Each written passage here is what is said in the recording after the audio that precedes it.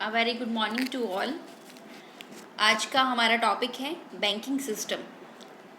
Bank शब्द Italian भाषा के बैंको शब्द से मिलकर बना है। बैंको जो है उसका मीनिंग होता है बेंच। बैंको का मीनिंग है बेंच। बैंक शब्द इटालियन भाषा के बैंको शब्द से मिलकर बना है और बैंको का मीनिंग क्या है? बेंच। इटली में कुछ लोग बेंचों पर बैठकर मुद्रा परिवर्तन का कार्य किया करते थे।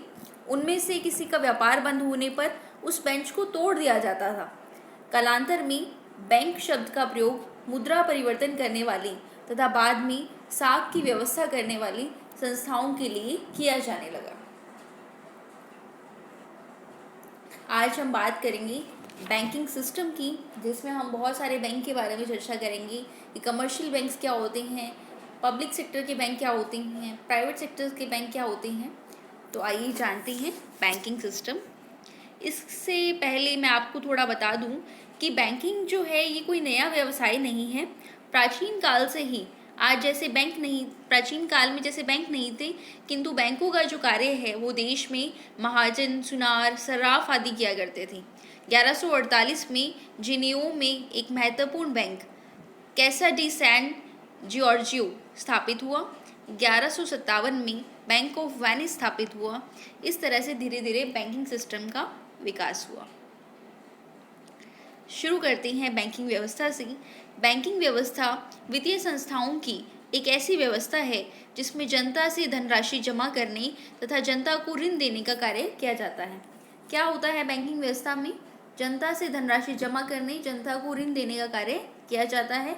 लोग अपनी बचत को सुरक्षित रखने के दृष्टिकोण से, यदि हम चाहते हैं कि हमारी जो सेविंग है वो सेफ रहे और ब्याज कमाने के उद्देश्य से, और हमारी सेविंग्स जो हमने की है, इकट्ठा पैसा किया है, उस पर कुछ ब्याज भी मिले, ब्याज कमाने के उद्देश्य से इन संस्थाओं में धन जमा करवाती हैं। इतना ही नहीं, अर्थव्यवस्था के इस वर्तमान युग में कृषि, उद्योग, व्यापार एवं अर्थव्यवस्था के विकास के लिए बैंकिंग व्यवस्था अनिवार्य जरूरत बन गई है। तो इस पैराग्राफ में मैंने आपको बताया कि बैंकिंग व्यवस्था है क्या और बैंकिंग व्यवस्था की ज़रूरत क्या है। तो बैंकिंग व्यवस्था क्या है? वो फाइनेंशियल इंस्टीट्यूशंस की एक ऐसी व्यवस्था है जिसमें जनता जो है अपनी धनराशि जमा करवा सकती है और जनता ऋण भी ले सकती है। अगर हम जो है डे टू डे एक्टिविटीज़ में कुछ पैसा सेव करते हैं, हमारे इंडियंस की एक बहुत अच्छी आदत है कि हम अपना कमाई का कुछ परसेंट हिस्सा, अमीर हो चाहे गरीब हो, वो सब सेव करते हैं। तो इस सेविंग को सुरक्षित रखने के दृष्टिकोण से, और हम चाहते हैं कि इस सेविंग पर कुछ प्रॉफिट भी मिले, हमें कुछ पैसा भी मिले, ब्याज कमाने के उद्देश्य से इन जमाओं को हम कहाँ रखते हैं? बैंक्स में रखते हैं। और अर्थव्यवस्था में कृषि, उद्योग, व्यापार के विकास के लिए बैंकिंग व्यवस्था अनिवार्य जरूरत बन गई है। नेक्स्ट हम देखते हैं कमर्शियल बैंक्स क्या होते हैं। नेक्स्ट है कमर्शियल बैंक्स क्या होती हैं। कमर्शियल बैंक्स को हिंदी में कहते हैं वाणिज्यिक बैंक। कमर्शियल बैंक्स को हिंदी में क्या कहते हैं? वाणिज्यिक बैंक। वाणिज्यिक बैंक वे बैंक होते हैं जो साख सृजन का कार्य करते हैं। क्या करते हैं? क्रेडिट क्रिएशन का कार्य करते हैं। क्रेडिट क्रिएशन के कार्य को मैं एक अलग वीडियो में बहुत अच्छे से एक्सप्लेन करूँगी। ये बहुत इंपॉर्टेंट काम है। जैसे मैंने आपको एक आरबीआई का अलग से वीडियो बनाया था क्रेडिट कंट्रोल, और ये भी बताया था कि क्रेडिट कंट्रोल, साख नियंत्रण का जो कार्य है वो आरबीआई द्वारा किया जाता है और साख सृजन का कार्य है वो कमर्शियल बैंक द्वारा किया जाता है। कई बार स्टूडेंट्स इसमें कंफ्यूज हो जाते हैं कि साख सृजन कौन करता है और साख का नियंत्रण कौन करता है। तो नियंत्रण का जो है वो पूरी डिटेल में आपको बता चुकी हूँ कि कौन कौन से टूल्स हैं, bank rate, reverse repo rate. अब सृजन कैसे करता है ये मैं नेक्स्ट लेक्चर में आपको बताऊँगी। अर्थात विभिन्न प्रकार के खाते खोलकर जनता से जमा स्वीकार करती हैं और उसके आधार पर ऋण का वितरण करती हैं। बहुत सारे खाते खोलते हैं, जनता से जनता से जमा स्वीकार करते हैं और उसके आधार पर क्या देते हैं? ऋण का वितरण करते हैं। भारत में पहला वाणिज्यिक बैंक 1770 में कोलकाता में अलेक्जेंडर एंड कंपनी द्वारा बैंक ऑफ हिंदुस्तान के नाम से शुरू किया गया। इंडिया में पहला जो वाणिज्यिक बैंक है वो 1770 में आया था। कहाँ पे? कोलकाता में शुरू हुआ था, अलेक्जेंडर एंड कंपनी द्वारा हुआ था और बैंक ऑफ हिंदुस्तान के नाम से शुरू हुआ था। ये जो पेपर है आपका, ये एक तरह से जीके भी तैयार करता है। बहुत अच्छे अच्छे क्वेश्चंस आते हैं जो आप कॉम्पिटिटिव एग्जाम दोगे तो उसमें काम आएंगे। भारतीयों द्वारा देश में पहला प्रारंभ किया गया बैंक 1881 में अवध कमर्शियल बैंक को माना जाता है, लेकिन पूर्ण रूप से भारतीयों ने स्टार्ट किया 1881 में, लेकिन पूर्ण रूप से पहला भारतीय बैंक जो है वो पंजाब नेशनल बैंक कहलाता है। अगर हम पूर्ण रूप से बात करें तो कौन सा कहलाता है? पंजाब नेशनल बैंक, क्योंकि 1881 में भी ब्रिटिश यू ने ही किया था, लेकिन ये जो है पूर्ण रूप से पीएनबी को हम मानते हैं। भारतीयों द्वारा देश में प्रारंभ किया गया पहला बैंक अवध कमर्शियल बैंक है। पूर्ण रूप से पहला बैंक पीएनबी है। इसकी स्थापना हुई थी 1894 में। नेक्स्ट स्लाइड की ओर चलते हैं हम। अब है पब्लिक सेक्टर के बैंक। पब्लिक सेक्टर के बैंक, पब्लिक सेक्टर के बैंक जैसे पीएनबी हुआ, बैंक ऑफ महाराष्ट्र हुआ, एसबीआई हुआ, ये सब पब्लिक सेक्टर के बैंक हैं। अलग से एग्ज़ाम भी होता है इसका। पब्लिक सेक्टर्स के बैंक कौन से बैंक को हम पब्लिक सेक्टर के बैंक कहेंगे? आइए पढ़ते हैं। भारत में उन बैंकों को सार्वजनिक क्षेत्र का बैंक कहा जाता है जिनमें 50% से अधिक शेयरधारिता सरकार के पास हो, यानी 50% से प्लस शेयरधारिता अगर गवर्नमेंट के पास है तो उन बैंकों को हम क्या कहेंगे? पब्लिक सेक्टर बैंक कहेंगे। भारतीय अर्थव्यवस्था में सार्वजनिक क्षेत्रों के बैंकों की महत्वपूर्ण भूमिका है। जो इंडियन इकोनॉमी है उसमें पब्लिक सेक्टर बैंक की बहुत महत्वपूर्ण भूमिका है, बहुत इंपॉर्टेंट रोल अदा करती हैं। ये भी मैं आपको एक अलग से लेक्चर देके पढ़ाऊंगी कि कैसे ये क्या रोल होता है इनका। लेकिन अब आप सिर्फ इतना जान लीजिए कि कमर्शियल बैंक किसे कहते हैं, पब्लिक सेक्टर के बैंक किसे कहते हैं। तो पब्लिक सेक्टर के बैंक वो बैंक होते हैं जिनमें 50% से ज़्यादा हिस्सेदारी किसकी होती है? गवर्नमेंट की होती है। और वर्तमान में 12 पब्लिक सेक्टर के बैंक हैं। पहले 19 थे, लेकिन धीरे धीरे इनको मर्ज करके अब कितने हैं? 12 पब्लिक सेक्टर के बैंक हैं। नेक्स्ट स्लाइड की ओर चलते हैं। नेक्स्ट है सहकारी बैंक। इसे इंग्लिश में कहते हैं कोऑपरेटिव बैंक्स। इंग्लिश में कहते हैं कोऑपरेटिव बैंक्स, हिंदी में कहते हैं सहकारी बैंक। भारत में सहकारी समितियों द्वारा संचालित किए जाने वाले बैंकों को सहकारी बैंक कहते हैं। वो बैंक जो सहकारी समितियों द्वारा संचालित किए जाते हैं उनको सहकारी बैंक कहते हैं। यह बैंक जिस राज्य में स्थापित होते हैं उस राज्य के नियमों द्वारा संचालित होते हैं। जो भी स्टेट में ये स्थापित होते हैं उस स्टेट के नियम से संचालित होते हैं। सहकारी बैंकों का गठन 3 स्तरों पर किया जाता है। राज्य सहकारी बैंक संबंधित राज्य में शीर्ष संस्था है। केंद्रीय जिला सहकारी बैंक जिला स्तर पर कार्य करते हैं। तृतीय प्राथमिक ऋण समिति जो कि ग्रामीण स्तर पर कार्य करती है। तो ये 3 लेवल पर काम करती है।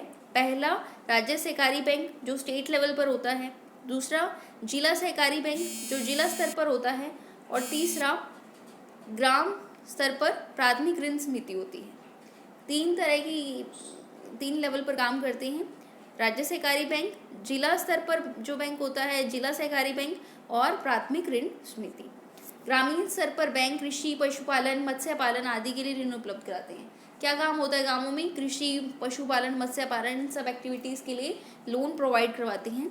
जबकि शहरों क्षेत्रों में स्वरोजगार, लघु उद्योग, व्यक्तिगत वित्त के लिए साख उपलब्ध कराते हैं। जबकि जो शहरी क्षेत्र है उसमें लघु उद्योग, व्यक्तिगत वित्त के लिए साख उपलब्ध करवाते हैं। नेक्स्ट स्लाइड की ओर चलते हैं। क्षेत्रीय ग्रामीण बैंक, इंग्लिश में कहते हैं RRB, regional rural bank, Hindi में कहते हैं क्षेत्रीय ग्रामीण बैंक। क्षेत्रीय ग्रामीण बैंकों की स्थापना 1975 को की गई थी। ये जो आरआरबीज है उनकी स्थापना की गई थी 1975 को। इनकी संख्या 5 थी। क्षेत्रीय ग्रामीण बैंकों का उद्देश्य बैंकिंग सेवा को ग्रामीण व दूर दराज के इलाकों तक पहुंचाना था। क्षेत्रीय ग्रामीण बैंक का क्या उद्देश्य है कि जो बैंकिंग सेवा है उसको गांवों तक और दूर दराज के इलाकों तक पहुंचाना जहां बैंकिंग सुविधाओं का अभाव था। वो सेक्टर्स जहां पर बैंक्स अवेलेबल नहीं थे वहां तक सारी बैंकिंग फैसिलिटीज़ प्रोवाइड करवाना। स्टार्टिंग में इनकी संख्या कितनी थी? 5 थी। स्थापना कब हुई? 1975 में हुई। कई बार जीके में क्वेश्चन आता है कि आरआरबी की स्थापना कब हुई? क्षेत्रीय ग्रामीण बैंक की, रीजनल रूरल बैंक की, तो 1975। इन बैंकों को 2 दायित्व दिए गए थे। कमज़ोर वर्ग को सस्ते ब्याज दरों पर ऋण उपलब्ध करवाना पहला दायित्व था। जो कि कमज़ोर वर्ग हैं, डिप्राइव्ड सेक्टर है सोसाइटी की, उनको सस्ती ब्याज दर पर, बहुत कम जो इंटरेस्ट रेट है उस पर लोन प्रोवाइड करवाना, क्योंकि वो लोग थे जो बैंकों से बहुत दूर थे, इसलिए। सेकंड है ग्रामीण इलाके में बचत को बढ़ावा देना, वहाँ उत्पादक गतिविधियों में सहयोग देना। जो ग्रामीण इलाके हैं वहाँ पर सेविंग्स को प्रमोट करना और जो प्रोडक्टिव एक्टिविटीज़ हैं उसमें सहयोग देना। ये किसका काम था? रीजनल रूरल बैंक का, RRBs का। आज सिर्फ हम ये पढ़ रहे हैं कि कौन कौन से बैंक्स हैं, कमर्शियल बैंक सेट है, पब्लिक सेक्टर बैंक किसे कहती हैं, RRBs क्या है, बैंकिंग सिस्टम के बारे में जनरल इन्फॉर्मेशन दे रहे हैं। नेक्स्ट वीडियो में हम क्रेडिट क्रिएशन के बारे में पढ़ेंगे, कमर्शियल बैंक के बारे में पढ़ेंगे, कार्य पढ़ेंगे, इनके फंक्शंस के बारे में पढ़ेंगे।